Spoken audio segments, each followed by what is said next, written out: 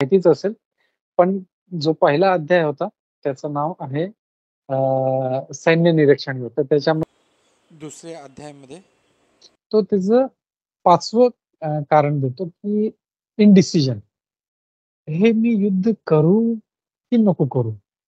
म्हणजे हे बरोबर आहे, म्हणजे तर्कसंगत आहे, हे केलं पाहिजे की नाही केलं? He was in confusion. त्याला हे एक डाऊट होता. तर हे 5 कारणं देतो आणि हे 5 कारणांचं भगवान श्रीकृष्ण दुसऱ्या अध्यायामध्ये हळू त्याची उत्तरं देत राहतात. तर ते आपण पाहिलं. मग त्याच्यामध्ये दुसऱ्या अध्यायामध्ये जो आत्मा जे सांख्य योग आहे, तर आत्मा काय आहे? त्याचं स्वरूप काय आहे? त्याचं गुण काय आहे? ते सगळं त्यांनी सांगितलं.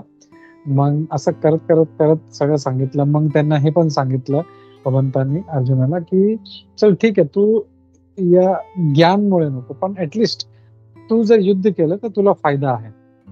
तुला हे राज्य भेटेल. तुला उपभोग करता येईल सगळं.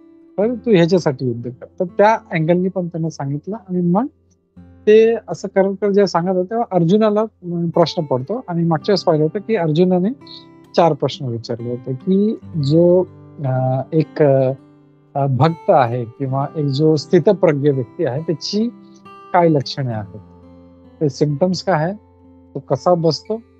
तो कसा चालतो? तो कसा कंट्रोल करतो? तर आपण हे पाहिलं होतं, की कसा बसतो म्हणजे इथे किंवा कसा चालतो म्हणजे तो जसं सेलिब्रिटीज लोक रॅम्प वॉक करतात. ते एक्सटर्नल बाह्य ह्याने सांगत नव्हते, विचारत नव्हते. म्हणजे त्यांचा प्रश्नाचा उद्देश हे होता, आचार्यगण सांगतात, की तो काही परिस्थिती जीवनात आली, काही दुःख आलं किंवा काही असे परिस्थिती आली, तर एक स्थितप्रज्ञ व्यक्ती किंवा एक जो भक्त आहे, तो कसा त्याला रिएक्ट करतो, कसा स्वतःला कंट्रोल करतो, तर हे सांगितलं होतं. आता आजचा जो श्लोक आहे, मी शेअर करतो.